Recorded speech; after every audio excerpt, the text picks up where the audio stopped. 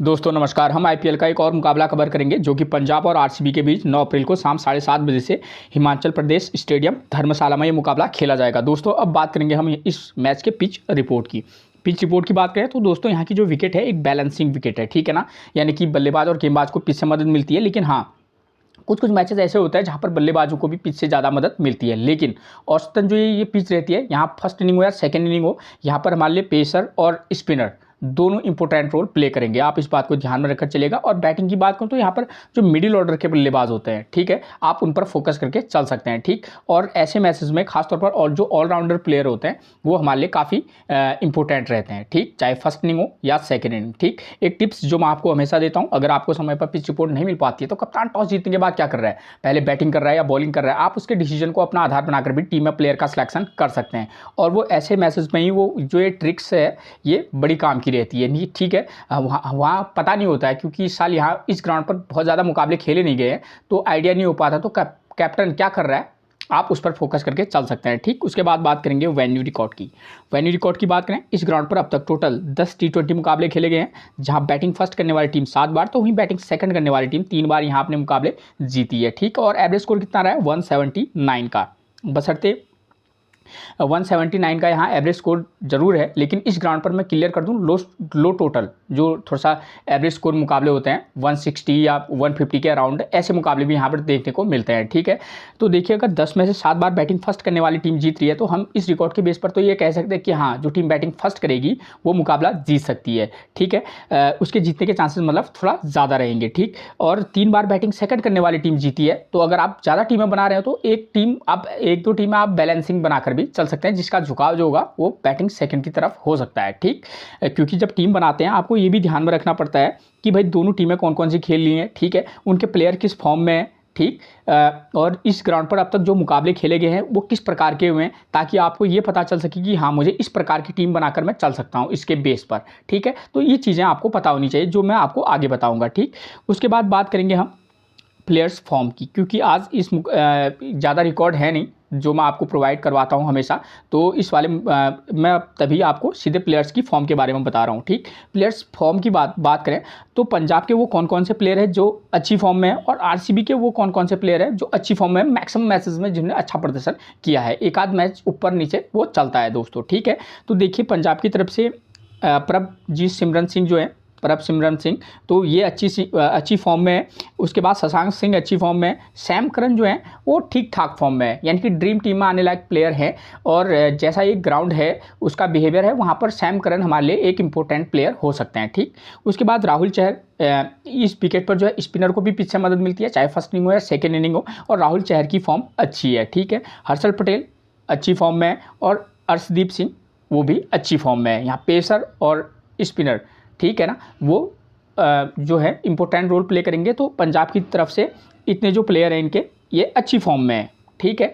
उसके बाद बात करें आरसीबी की तरफ से तो Faf du Plessis, Virat Kohli, Will Jacks की बात करूं तो इनका मामला थोड़ा सा अप और डाउन वाला है, ठीक। आप किसी मैच में इनको ट्राई करके चल सकते हैं, किसी में आप ड्रॉप करके भी चल सकते हैं, ठीक। रजत पाटीदार की फॉर्म अच्छी है। दिनेश कार्तिक काफ़ी नीचे बैटिंग करने आते हैं, लेकिन हाँ ये एक इम्पैक्ट प्लेयर इस मैच में हो सकते हैं। कैमरन ग्रीन ऑब्वियस है ये ठीक ठाक फॉर्म में है, ठीक है। और सिराज भी ठीक ठाक फॉर्म में है। यश दयाल अच्छी फॉर्म में है, ठीक है।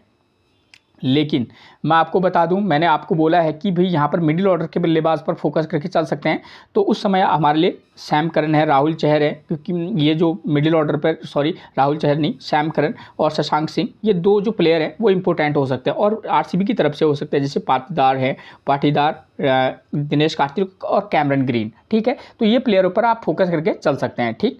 उसके बाद बात करेंगे स्कोरिंग पैटर्न की बात करें उससे पहले अगर आपने मेरे चैनल को सब्सक्राइब नहीं किया तो प्लीज़ सबसे पहले आप मेरे चैनल को सब्सक्राइब कर दीजिएगा, एक लाइक और अपने व्हाट्सएप ग्रुप पर शेयर कर दीजिएगा, ठीक है। अगर आपको मैथ से रिलेटेड कोई जानकारी चाहिए तो आप मुझसे टेलीग्राम से भी जुड़ सकते हैं, जिसका लिंक मैं आपको डिस्क्रिप्शन बॉक्स में दे दूंगा, ठीक।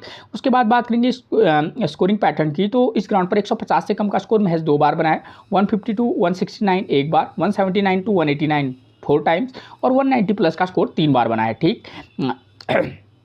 इससे भी आपको क्लियर है कि यहाँ पर 170 to 190 का स्कोर अधिकतर मैचेस में देखने को मिलता है, लेकिन हाँ यहाँ लो टोटल मुकाबले भी होते हैं, ठीक है। उसके बाद बात करेंगे अगर हम वेन्यू मैचेस की। इस वेन्यू मैचेस से आपको पता चल जाएगा कि भाई इस ग्राउंड पर जो मुकाबले हुए हैं किस प्रकार के हुए हैं, ताकि हम जो है टीम किस प्रकार की बना पाएँ, हमको थोड़ी सी हेल्प मिले। ठीक है, तो देखिए ये 5 अप्रैल इस साल यहाँ एक मुकाबला खेला गया है।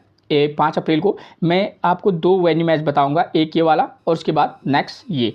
ठीक है, ताकि आपको पता चले कि इस ग्राउंड पर किस प्रकार के मुकाबले होते हैं, और हम अगर 4-5 टीमें बना रहे हैं तो हम किस किस प्रकार की टीमें बनाकर चल सकते हैं। ठीक है, जो पिछला मुकाबला हुआ था 5 अप्रैल को परसों, तो वहाँ पर देखिए सीएसके ने फर्स्ट इनिंग में बल्लेबाजी किया, 169 का स्कोर किया है और विकेट कितने गिरे हैं 9, और पंजाब चेज नहीं कर पाई, 139 पर ऑल टीम आउट होगी, मतलब 9 विकेट उनके आउट हो गए। ठीक हो गया, एक मैच ऐसा हुआ है। और जो इससे पिछले साल 2023 में मुकाबला खेला गया था वो किस प्रकार का हुआ, पंजाब ने 187 बनाए, विकेट कितने गिरे हैं 5, और राजस्थान ने उसे आसानी से चेज कर लिया है। यानी कि यहाँ पर मेरे कहने का मतलब है, इससे पहले वाले में आपने मुकाबला देखा उसमें 167 का स्कोर बना था और टीम 139 पर क्या हो गई थी, आउट हो गई थी। ठीक है, यानी कि कहने का मतलब है कि यहाँ फर्स्ट इनिंग में जो टीम अगर स्कोर बना ले तो सेकंड इनिंग में थोड़ा चेज करना टफ भी हो सकता है। ठीक है, और दूसरा मुकाबला ऐसा हो रहा है कि यहाँ फर्स्ट इनिंग में भी हाई टोटल बना है, 190 के समथिंग 187 बना है और आसानी से चेज कर लिया गया है। तो कहने का मतलब ये है कि यहाँ दोनों प्रकार के मुकाबले होते हैं, तो आप अगर टीम बनाएंगे तो आपको दोनों प्रकार के मुकाबलों को, दोनों चीज़ों को ध्यान में रखकर आपको टीम बनानी होगी। ठीक है, मैं दोनों के बेस पर आपको टीम बताऊंगा कि भाई हम किस प्रकार की टीम बना सकते हैं। पहले हम बात करेंगे, चलो पहले हम इसी से बात कर लेते हैं। तो अगर मान लीजिए इस मैच को हम बेस बनाकर अपनी टीम बनाना चाहें कि हमें लगे कि यहाँ 170 to 189 के समथिंग का स्कोर बन सकता है, ठीक है ना, मैच तो एग्जैक्ट ऐसा नहीं होगा, कुछ न कुछ चेंजेज होंगे, तो हम उसके बेस पर ही कुछ चेंज करके चलेंगे। तो हम क्या कर सकते हैं, अगर मान लीजिए इस मैच बेस माने तो हम क्या करेंगे, जो टीम बैटिंग फर्स्ट करेगी, हमको पता है कि यहाँ 190 के समथिंग का स्कोर बन रहा है और विकेट 5 गिर रहे हैं, आप विकेट पर भी फोकस करके चलिएगा। ठीक है, अगर हाई टोटल बन रहा है तो वहाँ पर हो सकता है कि इस मैच में 5 विकेट गिरे हो सकता है इस वाले में 7 गिर जाएँ। ठीक है, तो ये चीज़ें ऊपर नीचे तो थोड़ी बहुत होती हैं। ठीक है, तो उस समय हम क्या करेंगे, यहाँ पर बैटिंग हाई टोटल बन रहा है, हाई स्कोर बन रहा है, तो हम क्या करेंगे, जो टीम बैटिंग फर्स्ट करेगी, स्कोर करने वाले बल्लेबाज कौन है, 5 नंबर, 6 नंबर और 7 नंबर का प्लेयर स्कोर कर रहा है, पावर प्ले में 3 विकेट गिर रहे हैं, ये चीज़ें जानना हमारे लिए अहम रहता है। ठीक है, और फर्स्ट इनिंग में बॉलिंग की बात करें तो पेसर 4 विकेट, स्पिनर को 1 विकेट मिल रहा है। ठीक है, तो हम क्या कर सकते हैं कि जो टीम बैटिंग फर्स्ट करेगी, हमको पता है कि भाई पावर प्ले में यहाँ 2 से 3 विकेट गिर रहे हैं। ठीक है, लेकिन ज़रूरी नहीं कि इस वाले मुकाबले में भी आपको 3 विकेट गिरते हुए दिखाई दे। ठीक है, लेकिन संभावना ये है कि यहाँ 1 से 2 विकेट गिर सकते हैं। क्यों ऐसा बोल रहा हूँ, क्योंकि पंजाब के बॉलर भी अच्छी फॉर्म में है और आरसीबी के जो बॉलर हैं वो भी अच्छी फॉर्म में है। ठीक है, तो इन चीज़ों को मैं ध्यान में रखकर आपको बता रहा हूँ। ठीक, तो उस कंडीशन में हम क्या कर सकते हैं, जो टीम बैटिंग फर्स्ट करेगी, ठीक है, तो हम क्या कर सकते हैं कि किसी मैच में अगर दोनों ओपनर, किसी मैच में, ये काफ़ी रेयर वाली बात है, अगर दोनों ओपनर अच्छे हैं तो आप तब पिक करके चलना, वरना हमारे लिए सूटेबल ये रहेगा कि हम ओपनर 1, 2, 3 में से एक को पिक करके चलें। ठीक है ना, टॉप ऑर्डर में से। ठीक है, जैसे अगर आरसीबी की तरफ से बात करूं तो आरसीबी की तरफ से दोनों ओपनर बल्लेबाज जैसे विराट कोहली और फैफ हो, वो दोनों अच्छी फॉर्म में है, और पंजाब की तरफ से प्रभजीत सिमरनप्रीत सिंह हो या जॉनी बेयरस्टो, इन दोनों की फॉर्म उतनी खास कोई है नहीं।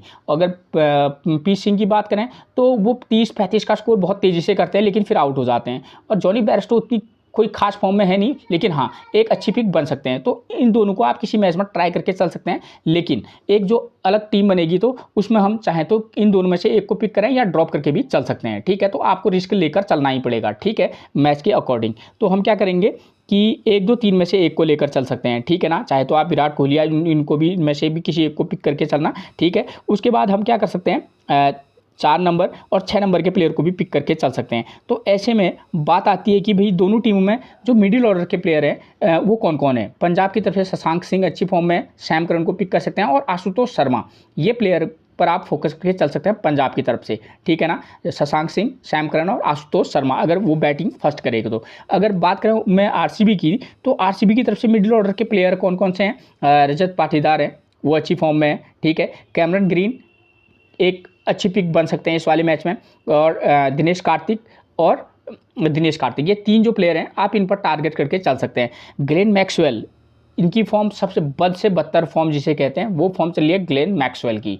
लेकिन इस वाले मैच में आप किसी एक मैच में आप इनको, अगर आप इनको टीम में पिक करेंगे तो डायरेक्ट कैप्टनसी दे देना। ठीक है ना, या तो वो आपको ग्रैंड लीग जिताएंगे वरना आपकी एंट्री वापस नहीं आएगी, ये सीधे आपके रिस्क पर रहेगा।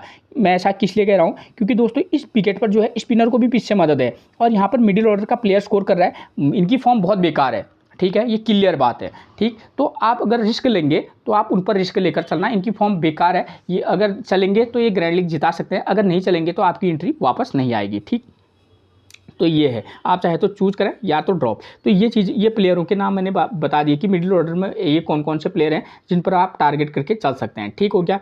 अब बात करें जो टीम बॉलिंग फर्स्ट करेगी, तो ये देखिए यहाँ पेसर 4 विकेट ले रहा है और स्पिनर 1 विकेट ले रहा है, तो उस कंडीशन में अगर आप चाहें तो यहाँ पर पेसर और स्पिनर दोनों को विकेट मिलते हैं, तो मैं ये सजेशन दूंगा कि जो टीम बॉलिंग फर्स्ट कराएगी तो अगर उनके 2 बॉलर, पेसर बॉलर अच्छी फॉर्म में है, 2 पेसर बॉलर के साथ चल सकते हैं। अगर आपको लगता है कि भाई एक ऑलराउंडर स्पिनर के साथ जाना चाहूँ तो आप ऑलराउंडर स्पिनर या रेगुलर स्पिनर के साथ भी जा सकते हैं। ठीक हो गया। उसके बाद बात करेंगे सेकेंड इनिंग की। हमको पता है कि भाई ये सेकेंड इनिंग में चेंज हो जा रहा है और स्कोर करने वाले बल्लेबाज 1, 3 और 5 नंबर का प्लेयर स्कोर कर रहा है।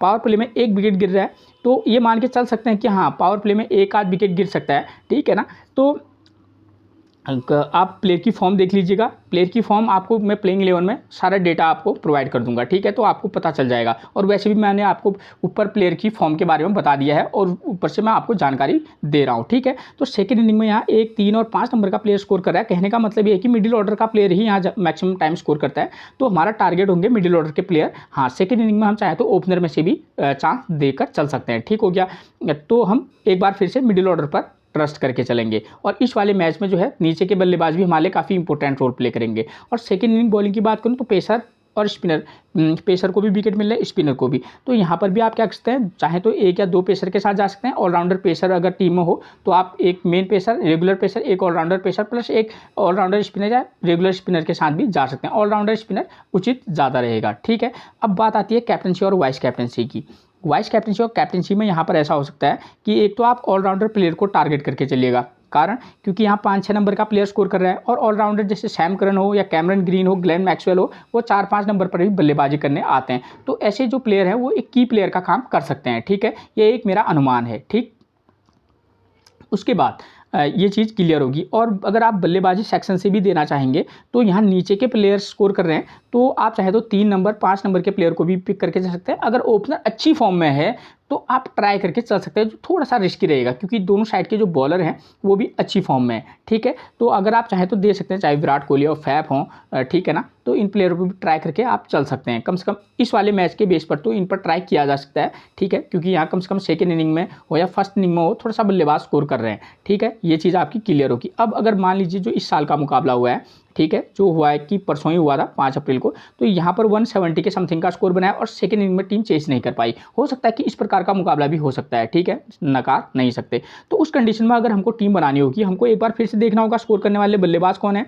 ठीक है, 2 नंबर, 3 नंबर, 6 नंबर का प्लेयर स्कोर कर रहा है। ठीक हो गया। पावर प्ले में 1 विकेट गिर रहा है और पेसर 6 विकेट, स्पिनर 3 विकेट ले रहे हैं, यानी कि एक बार से पिक्चर पूरी क्लियर है कि यहाँ पर फर्स्ट इनिंग में पेसर और स्पिनर दोनों को विकेट मिल रहा है। तो उस कंडीशन में हम क्या कर सकते हैं, ओपनर अगर अच्छी फॉर्म में होगा तो 1 को पिक करेंगे, वही 1, 2, 3 में से 1 को पिक करेंगे, वरना हम 4 नंबर, 5 या 6, 5 और 7 नंबर के प्लेयर को भी पिक करके चल सकते हैं। ठीक है ना।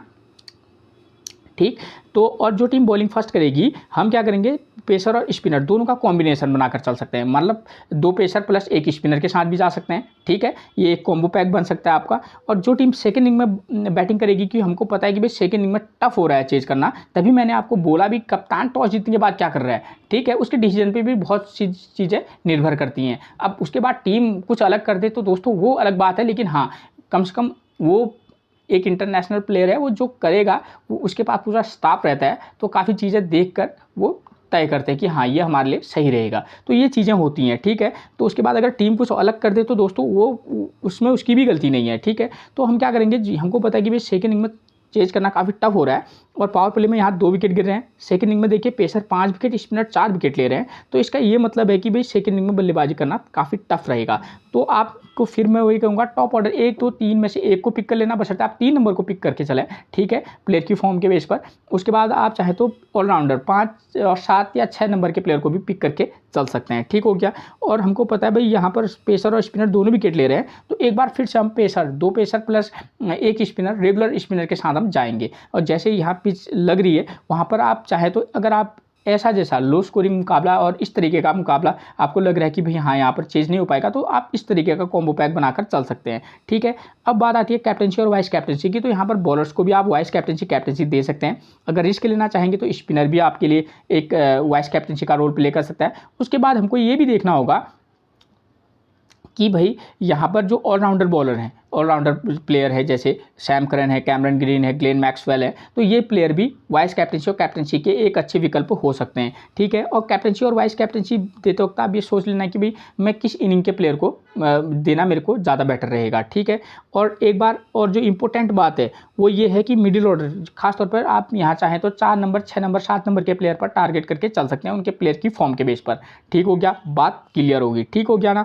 अब ये चीज़ें मैंने आपको बता दी, कैप्टनसी, वाइस कैप्टनसी और आपको किस किस प्रकार से टीम बनाकर चलनी होगी। अब बात करूंगा मैं डायरेक्ट प्लेइंग 11 की। प्लेइंग 11 की बात करें तो पंजाब की तरफ से नंबर 1 पर मिलेंगे प्रभसिमरन सिंह, 30, 13, 54, 35 और 0, ये इनका स्कोर रहा है। देखिए दोस्तों, मैंने तभी आपको बोला कि 30-35 रन का स्कोर ये बहुत तेज़ी से करते हैं, इसमें कोई वो बात नहीं है, और मैक्सिमम मैचेस में इतना ही स्कोर करते हैं। लेकिन इस वाले मैच में भी अगर ये 30-35 रन का स्कोर कर दें तो एक ड्रीम टीम में आने के चांसेस इनके हो सकते हैं। ठीक है, तो आप इनको पिक भी करना, ड्रॉप भी करना, क्योंकि ओपनर पर सेकेंड इनिंग में जब आप कंडीशन देख लेना कि भाई मैं किस प्रकार से किस पेज पर टीम बना रहा हूँ, तो आपको आइडिया हो जाना है कि मेरे को पिक करना है कि ड्रॉप।